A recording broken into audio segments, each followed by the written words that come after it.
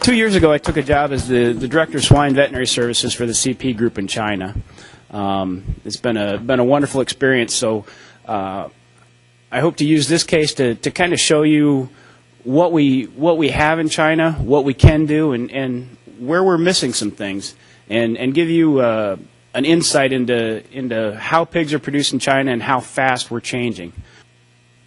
My name is here at the top. It actually should be right down here at the bottom. Zhangding Chuan is the herd veterinarian for this farm, and Zhang Beibei was the farrowing department person who did a lot of work in this case.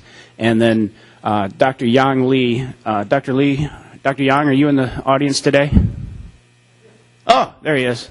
So Dr. Yang is the senior veterinarian in our north area, and the three of them did most of the work on this. I'm just here to present it because I thought it was a very interesting case that you'd enjoy hearing about. So the first thing I get asked when people find out that I've moved to China and I live in China is, oh, where do you live? The answer is I live in Xi'an, and the next question is kind of a blank stare because nobody knows where Xi'an is. It's a city of 8 million people that you probably have not heard of. Anyway, this is China. As Dr. Larry Roof explained it to me, if you want to know about China, Keith, take the population of the United States, quadruple it, and move everybody east of the Mississippi River. When I talk to people from Beijing or Shanghai and they find out that I'm an American living in Xi'an, I get a blank stare because you see it's not even halfway across the country, but it is the far west. Past Xi'an is desert. But it does have a long history. This is a picture of the Terracotta Warriors. If you're interested in all its history, this is a fascinating story. I believe it's either the History Channel or the Discovery Channel did a 1-hour special on the Terracotta Warriors, and just a fascinating historic site. So that's one of the things that Xi'an is famous for. The other is noodles, right, Dr. Young? Noodles? Okay, so to introduce you to this case, we have a 2,400 head breed to wean farm in northwest China. And if you refer back to the map, northwest China is, this is northwest China.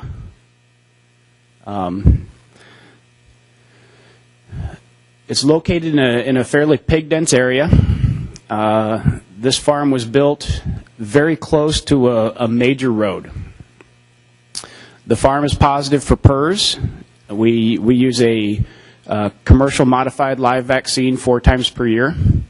The farm is positive for pseudorabies. We vaccinate with a commercial vaccine 4 times per year. And the farm is positive for classical swine fever. Again, we vaccinate with a commercial vaccine 4 times per year. The downstream pigs in this farm generally perform very well, usually less than a 5% mortality wean to finish. So the first question I asked our veterinarians when I got to China is, what are the major health problems that we have in our system? I was expecting, pseudorabies is kicking our butt, or we can't control classical swine fever. The major problems in our system are PRRS and PED, not dissimilar from what we face here in the U.S. This is an artist's representation of the farm. So we've got a perimeter fence to keep everything out. It's set up very, very similar to a farm we'd find here in North America. If I put you inside, you probably couldn't tell the difference. All the incoming gilts come through isolation, spend at least 28 days in isolation before they're tested and cleared to enter the herd. From isolation, they move into a gilt developer right here. And once they're old enough and big enough, they move over to the gilt breeding barn. So this is all pens, and this barn would be about 1/4 pens, 3/4 crates. Those gilts will spend their entire gestation in the gilt gestation barn. The farrowing barn is here, and then the breeding and gestation barn for P1 pluses is up here. Now, the interesting thing, most of our farms in China, the farm staff actually lives on the farm.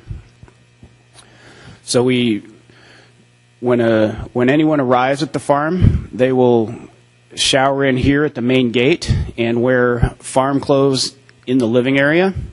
And then each day when the workers go to work, they will again shower into the farm. So you shower into the living area, and then another shower is required before entering the farm. We've got the dormitory here and the on-site canteen.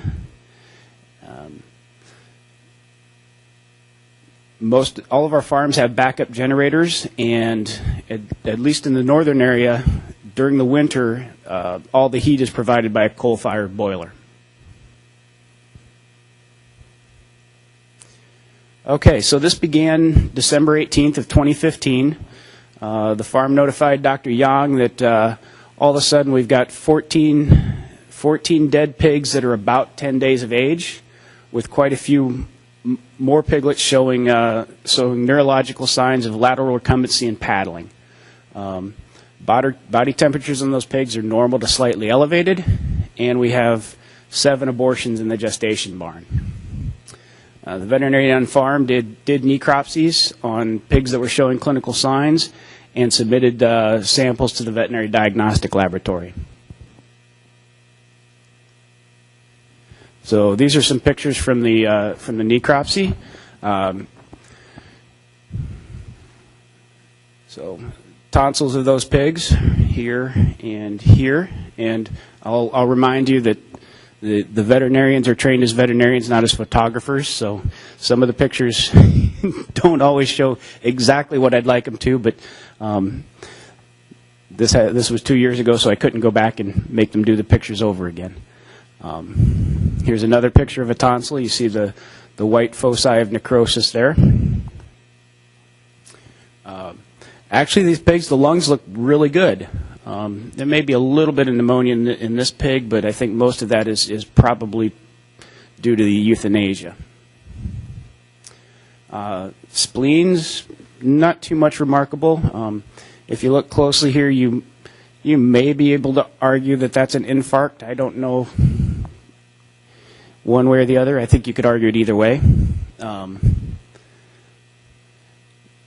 Kidneys, we do see some petechial hemorrhages on these kidneys, and this is actually not showing up quite as well here. It looks a little more dramatic on the computer screen than it does here on the projected screen. Some white spots here on the liver. Could be post-mortem, could be some necrosis. I'm not quite sure on that one. Bladders of those pigs. This one looks pretty normal, but some petechial hemorrhage is on the bladder from this pig. The meninges looked congested, but whenever I necropsy a pig, the brain always looks congested, so I'd go either way on that one. And then we had one pig that had a little bit of pneumonia going on here and some severe pericardial effusion. So what were we thinking at this point? 14 pigs that just suddenly died. We've got pigs showing central nervous system signs in a herd that the day before had been clinically normal. The focal necrosis on the tonsils certainly makes me think of pseudorabies. The CNS signs, I could argue that could be pseudorabies, could also be classical swine fever. Heck, maybe it's a highly pathogenic Haemophilus parasuis. Petechial hemorrhage on the kidney and the bladder. That makes me think of classical swine fever or possibly pseudorabies. The abortions, PERS, pseudorabies, CSF, could be a few other things in there. The meningeal congestion, some type of viral encephalitis, pseudorabies, CSF, bacterial infection, strep suis, maybe Haemophilus parasuis again. So the next day, 9 more dead pigs and 7 more abortions. The day after that, December 20th, we had 28 dead pigs and 13 abortions. And when I say dead pigs here, that's pigs that they're dead with some type of CNS clinical sign. That's not just the late-ons and the normal mortality, I guess we would say. On December 20th, we gave all the sows a double dose of pseudorabies vaccine IM, and all the piglets were given a half dose of pseudorabies intranasally. December 21st, 35 dead pigs and 8 abortions. Now we start to get some test results back. The submissions from December 18th, pseudorabies GE ELISA was negative, but the PCR for the GE gene was positive. Classical swine fever and PRRS PCRs were all negative. This is from our internal CP lab. We did some additional testing, and again, PRV, GE ELISA negative. We also submitted these to an external lab. Again, classical swine fever PCR was negative. PRRS PCR was negative. They did some histopathology, and the pathologist concluded from what he saw in histopath that the problem was CSF and PRRS. So what are we thinking at this point? Would not really expect PRRS to cause such severe CNS signs throughout the farrowing house. The clinical signs really don't fit CSF either. No high fever. The CNS signs, I mean, that we'd kind of expect more acute deaths if it was a rapid CSF. And you know, in our experience, especially Dr. Yang, who has a lot more experience dealing with CSF than I do, in a vaccinated herd, classical swine fever just doesn't cause stuff like this. We don't see that high mortality. It's almost more of an individual pig problem than a herd level problem. Pseudorabies seems to fit the picture best, but this herd is vaccinated, and you know, the pseudorabies vaccine is generally pretty good. We wouldn't expect in a herd that's been vaccinated 4 times a year that we'd see this type of problem. So Dr. Yang suggested, and then called around to some other people, what if this is a variant strain of pseudorabies? So December 22nd, we had 38 dead pigs that day and 18 abortions. He started a trial. We took a 56 crate farrowing room. Some litters received the traditional Bartha K61 strain intranasally. Other litters received a inoculation with the HB98 strain. This is what it looked like. They randomly selected crates. Each box is a crate. The ones in white received the traditional Bartha strain vaccination. The ones in red received the HB98. HB98 stands for Hebei province, an isolate that was a variant isolate that was found there that they made a vaccine out of. 2 days after that trial started, the difference between the two groups was so great, we just started using the HB98 vaccine everywhere.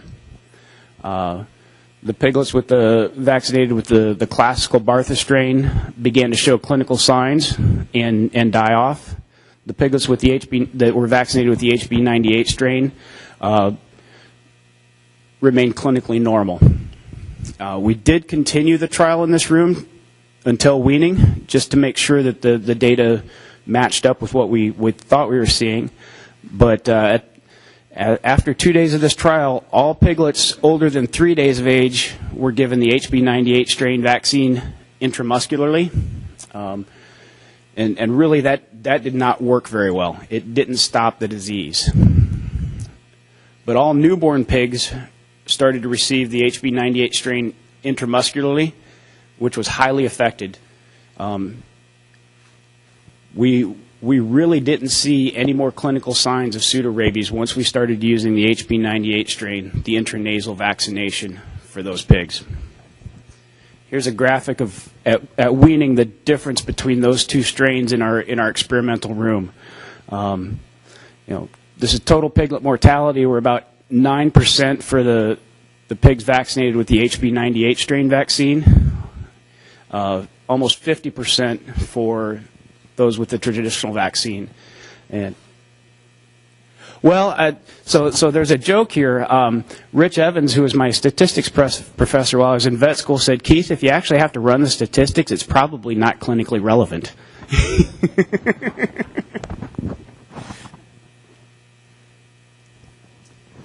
So what happened next? Pre-weaning mortality just returned back to normal. Those older pigs that we vaccinated intramuscularly, they continued to die off. So, next time I think we're going to go through and we would use the intranasal vaccine in all the pigs, regardless of age. The abortions gradually tapered off as the virus spread through the sows. And I forgot to mention that we also vaccinated the sows with the variant strain. We said earlier that the ELISAs were negative. 1 month after this outbreak, 70% of the sows were GE ELISA positive. Almost 100% of sows in gestation and farrowing were GE positive. 0% of gilts were GE positive. But if we look back to the farm layout, our gilts are completely separated from farrowing and gestation. This is a one-way flow. They go from here to here. Nothing flows back from gestation or farrowing into the gilt barns. So when this first started, the farm cut off access here. It was a dedicated people taking care of these animals, change boots and coveralls in between here. So even though we broke with a very significant strain of pseudorabies in breeding and gestation and farrowing, we managed to keep it out of the young gilts, which, I think we think a lot about external biosecurity in our industry, but there's a lot to be said for internal biosecurity.